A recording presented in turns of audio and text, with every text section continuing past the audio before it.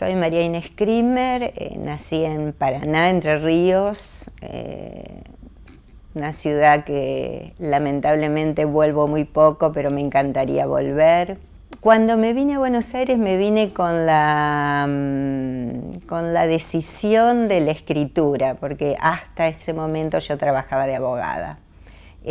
Cuando vine acá decidí dejar las leyes de lado, al menos las leyes relacionadas con el ejercicio de la profesión, y me inscribí en el taller de Sacomano. Ahí empecé a pensar en escribir con cierta profesionalidad, a escribir todos los días y a pensar la escritura como un camino para mí. Y de ese camino empezaron a surgir los libros. El primero fue un libro de cuentos veterana, que fue del año 98, después vino La hija de Singer, que fue el premio del Fondo Nacional de las Artes y que editó Sudamericana, después El cuerpo de las chicas, vino Lo que nosotras sabíamos, que fue el premio MC, la inauguración, el premio Letra Sur, y después la saga y la continuidad con la literatura policial, con Sangre Kosher, Siliconas Express y Sangre Fashion, que son los 3 libros de la detective Ruth Epelbaum que escribí para Aquilina de Negro Absoluto. Creo que la primera relación mía con la escritura está relacionada con los libros que mi papá traía de una biblioteca pública y que yo me tenía que apurar a leer porque él lo traía los días lunes y lo tenía que devolver los viernes. Y eran generalmente libros para adultos que yo leía a escondidas.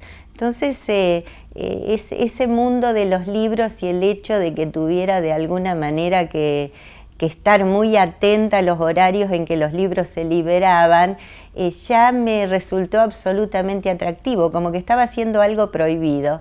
Y lógicamente para una criatura no hay nada más encantador que lo prohibido. Así que recuerdo haber leído, por ejemplo, tener 10, 11 años y haber leído a Zola mezclado con La pequeña Lulú y revista de cómics que también me encantaban en esa época. Es decir, una formación bastante caótica y también bastante vinculada con lo prohibido, con lo que no podía hacer. No había demasiado control en mi casa respecto de mis lecturas. Y entonces yo encontraba muchísimo gozo en acceder al mundo de los adultos a través de lo que leía. Yo siempre, respecto del lenguaje, me siento como una buscadora de las palabras. De hecho, cada uno de mis libros tiene tonos diferentes. El tono siempre me parece fundamental y trato de encontrar el tono que más se acerque a la historia que quiero contar. Es mi única preocupación en realidad, es saber que esa historia se cuenta de determinada manera. Para pensar una obra, para pensar una historia,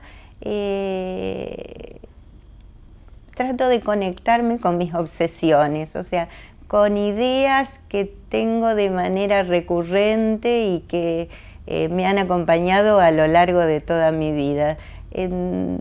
No son demasiadas las ideas, simplemente que si la historia que me ronda en la cabeza se acerca a alguna de estas ideas que me resultaran como muy atractivas en el tiempo, la historia empieza a aparecer. La historia aparece lentamente, ¿no?